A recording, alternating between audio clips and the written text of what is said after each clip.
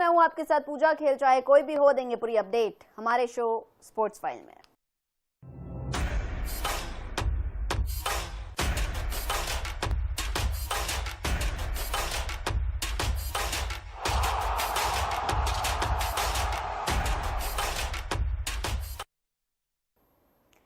भारत की star weightlifter psycho Mirabai Chanu ने रविवार को ग्लासगो राष्ट्रमंडल खेलों में भारत के लिए स्वर्ण पदक की शुरुआत करते हुए महिला वर्ग के 48 किलोग्राम वर्ग में रिकॉर्ड भार उठाकर स्वर्ण पदक जीत लिया। 31 वर्षीय मीराबाई ने स्नैच में 85 किलोग्राम भार उठाया, जो राष्ट्रमंडल खेलों में इस वर्ग में रिकॉर्ड है। इसके बाद उन्होंने क्लीन एंड जर्क में 105 किलोग्राम का रिकॉर्ड भार उठाकर कुल 190 किलोग्राम का भार हासिल किया। राष्ट्रमंडल खेलों में ये उनका लगातार तीसरा स्वर्ण पदक है। इससे पहले उन्होंने 2018-2022 के खेलों में भी स्वर्ण पदक जीता था। टोक्यो ओलंपिक की रजत पदक विजेता मीराबाई ने 2014 के खेलों में भी रजत पदक जीता था। बहुत खुशी हूँ। आज मेरा कॉमनवेल्थ गेम से तीसरा मेडल है, गोल्ड मेडल है। 4th मेरा मेडल हो गया है। तो शुरुआत इधर से ही हुआ था। कॉमनवेल्थ गेम्स 2014 में उसी टाइम में सिल्वर मेडल थी, आज गोल्ड लिया है इंडिया के लिए। मैं बहुत ही ज़्यादा खुश हूँ इसी मेडल से, और कंटिन्यू गोल्ड मेडल लेना, जीतना एक प्लेयर्स के लिए बहुत बड़ी बात होती है। तो मैं बहुत खुश हूँ आज। और मेरा मतलब पिछला साल देखें, पेरिस से देखें तो आप काफ़ी प्रेशर फील हो रही थी, कैटेगरी भी ऊपर नीचे होता रहता है। तो कितना इम्पोर्टेंट था कि ऐसे बड़े इवेंट में मेडल आए? हाँ, बहुत ही ज़्यादा इम्पोर्टेंट होते हैं कि इंजरी से वापस आना।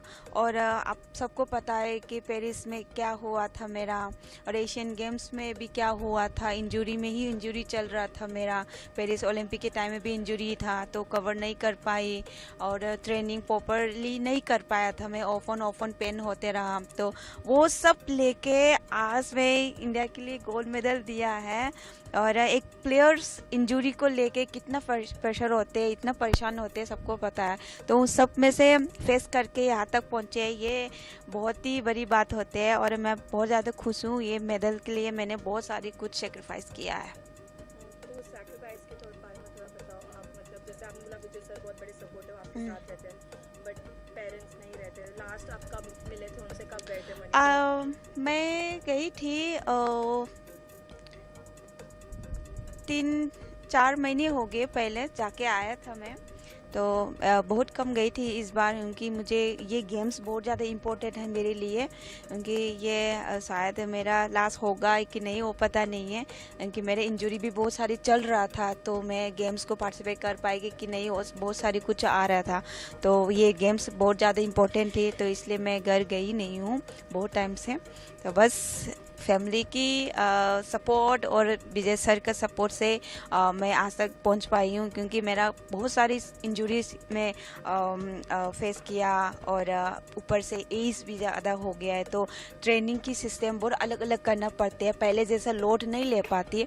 तो उन सब को सर ने बहुत ज़्यादा सपोर्ट किया है कि ऐसा हमको कैसे मेंटेन करके रखना है। और वेट को लेके भी हम बहुत परेशान थे कि 48 को कंट्रोल करके रखना, ये हमारे लिए बहुत बात होते हैं। तो आपका ओलंपिक का इयरिंग मम्मा ने दिया था, कोई स्पेशल मैसेज या कुछ अभी तक मैं मम्मी से ही बात नहीं की है। आप सबसे बात हो चुकी है, पर मम्मी से बात नहीं हुई है, लेट भी हो गया था। तो मैं मम्मी से इस बार बात करूँगी क्या और करने वाली है मेरे लिए। पर जो पहले दिया है वो मेरे लिए सबसे बेस्ट, मतलब बहुत कीमती गिफ्ट है। तो मैं उसी को ही यूज़ करूँगी। मम्मी दो ना दो, मुझे कोई वो नहीं है, मम्मी मेरे साथ है। और ये जो फ्लैग वाले क्लिप्स हाँ, मैंने खुद बनाए ये। मुझे कुछ करना था, कुछ मुझे रखना था कि फ्लैग को लेके। तो मैंने कल रात को ही ऐसा सोचा था मुझे कुछ बनाना चाहिए, तो मैंने खुद ही बटरफ्लाई बनाया था क्लिप्स। तो बहुत खुशी होता है कि ऐसा फ्लैग्स जो है। और आज में मैं बहुत ज़्यादा रोई थी कि बहुत इमोशनल हुआ था, बहुत खुश भी था।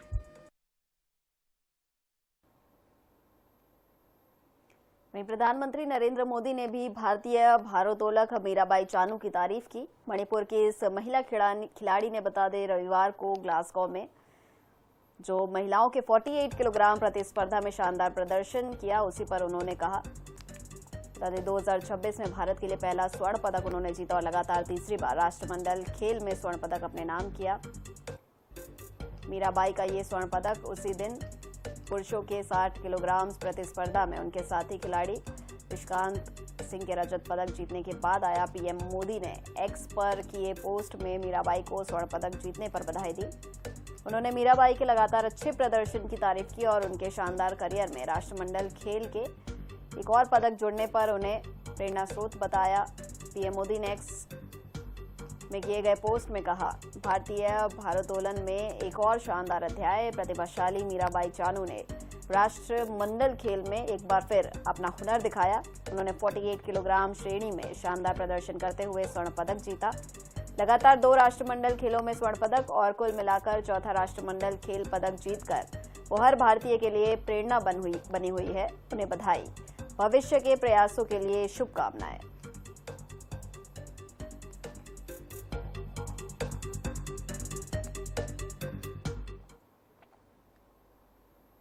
वहीं क्लीन एंड जर्क में अंतिम 2 प्रयास में चूकने के बाद भारत के ऋषिकांत सिंह जानम्बम को रविवार को राष्ट्रमंडल खेलों की पुरुषों की 60 किलोग्राम भारोत्तोलन स्पर्धा में रजत पदक से संतोष करना पड़ा। मणिपुर के ऋषिकांत ने कुल 264 किलोग्राम, 121 और 143 किलोग्राम वजन उठाया। उन्होंने स्नैच में शानदार प्रदर्शन करते हुए 121 किलोग्राम वजन उठाकर राष्ट्रमंडल खेलों के रिकॉर्ड की बराबरी की। हालांकि क्लीन एंड जर्क में वो अच्छा प्रदर्शन नहीं कर सके, जिसके कारण दूसरे स्थान पर रहे। ऋषिकांत ने स्नैच में 121 किलोग्राम वजन उठाकर खेलों का नया रिकॉर्ड बनाया। हालांकि क्लीन एंड जर्क में वो केवल 143 किलोग्राम वजन ही उठा सके। मलेशिया के बिन कस्तान मोहम्मद अनीक ने कुल 273 किलोग्राम वजन उठाकर स्वर्ण पदक जीता। उन्होंने स्नैच में 121 किलोग्राम वजन उठाने के बाद क्लीन एंड जर्क में खेलों का रिकॉर्ड 152 किलोग्राम वजन उठाया। कीनिया के जोशुआ आमुंगा ने कुल 260 किलोग्राम वजन उठाकर कांस्य पदक जीता। उन्होंने स्नैच में 115 जबकि क्लीन एंड जर्क में 145 किलोग्राम वजन उठाया। स्नैच में ऋषिकांत ने सफलतापूर्वक 116 किलोग्राम वजन उठाकर शुरुआत की और फिर 119 किलोग्राम और आखिर में 121 किलोग्राम वजन उठाया। क्लीन एंड जर्क में ऋषिकांत ने पहले प्रयास में 143 किलोग्राम वजन सफलतापूर्वक उठाया था, लेकिन दूसरे प्रयास में 148 और तीसरे प्रयास में 151 किलोग्राम वजन उठाने में नाकाम रहे और स्वर्ण पदक जीतने से चूक गए।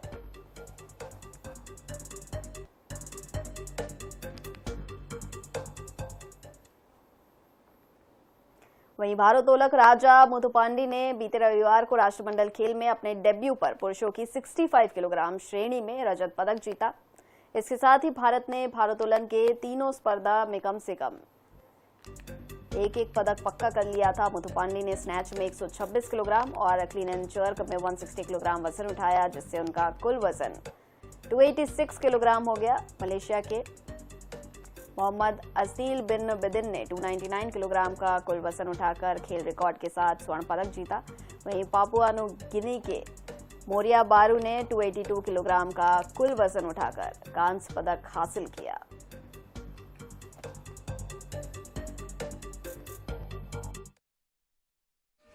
गोल्ड कोस्ट में मेरा पहले कॉमनवेल्थ गेम्स था, उसमें मैं 6th कंप्लीट किया।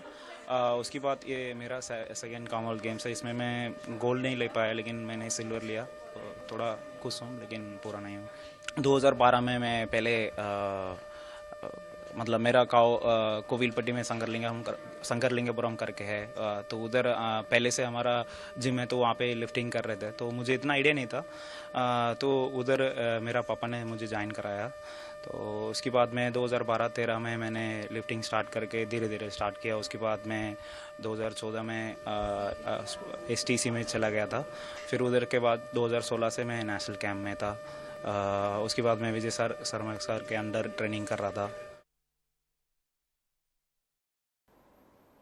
वहीं भारत ने जिम्बाब्वे को तीसरे T20 में 35 रन से हराकर सीरीज 3-0 से अपने नाम कर ली। हरारे में टीम इंडिया ने पहले बल्लेबाजी करते हुए 20 ओवर में 5 विकेट पर 192 रन बनाए। जवाब में जिम्बाब्वे 7 विकेट पर 157 रन ही बना सकी। भारत की जीत के हीरो वैभव सूर्यवंशी रहे।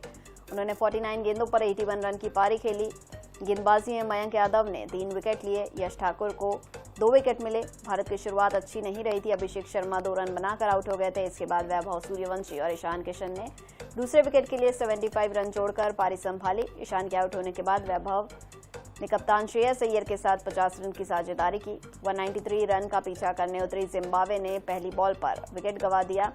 टीम के लिए रयान बर्ल ने सबसे ज्यादा नाबाद 54 रन बनाए।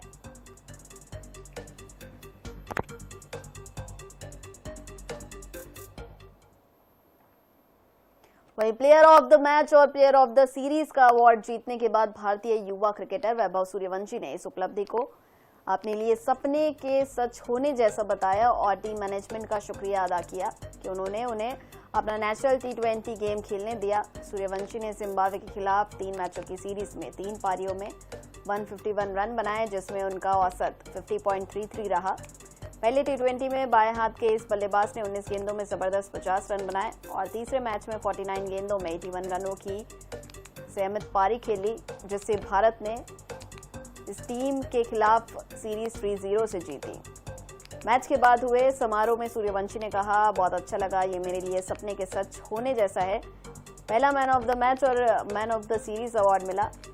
यहाँ तैयारी अच्छी रही। उन्होंने आगे कहा, कोच और कप्तान समेत सभी ने मेरा साथ दिया। मैंने अपना T20 गेम खेलने की कोशिश की और टीम को अच्छी शुरुआत देने की कोशिश की और अगर अच्छी शुरुआत मिल जाती तो लंबी पारी खेलने की कोशिश की।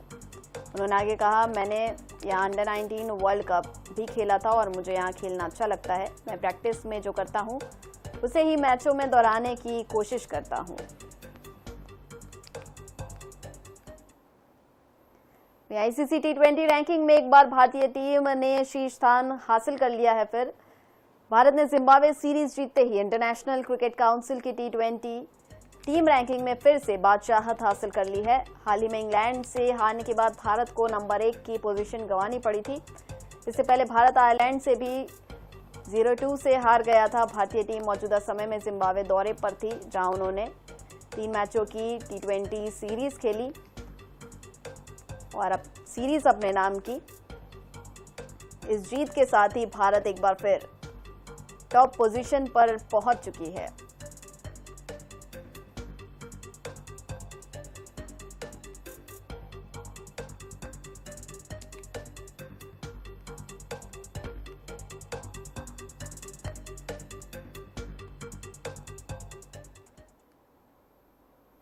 प्रधानमंत्री नरेंद्र मोदी ने रविवार को भारत की स्टार स्क्वैश खिलाड़ी अनाहत सिंह को विश्व जूनियर स्क्वैश चैंपियनशिप का खिताब जीतने पर बधाई दी और कहा कि इस उपलब्धि से देश के युवाओं के बीच ये खेल लोकप्रिय होगा।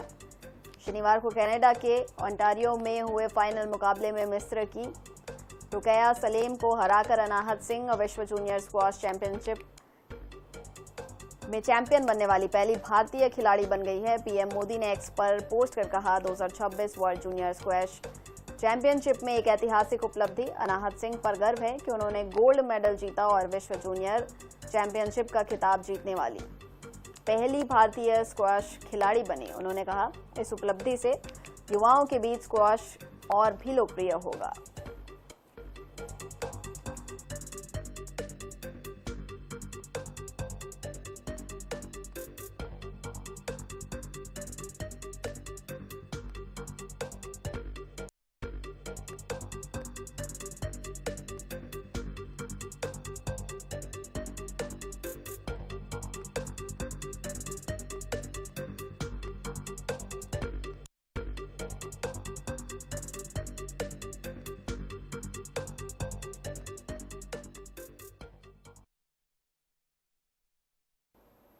आप देख रहे हैं वर्ल्ड अपडेट, जहां हम करवाएंगे आपको विदेशी हलचल से अपडेट। तो बढ़ते हैं आगे। अमेरिकी राष्ट्रपति डोनाल्ड ट्रंप ने कहा कि ईरान के साथ तनाव के बीच अमेरिका के हथियार खत्म नहीं हो रहे हैं। ट्रंप ने दावा किया कि अमेरिका के पास दुनिया में सबसे ज्यादा हथियार है और जरूरत से भी ज्यादा है। उनका ये बयान पैट्रियट इंटरसेप्टर मिसाइलों के घटते भंडार की रिपोर्ट्स के बीच आया है। वहीं ट्रंप ने खार्ग आइलैंड पर हमले और ईरानी तेल टैंकरों को लेकर AI तस्वीरें भी शेयर की है। देखिए रिपोर्ट।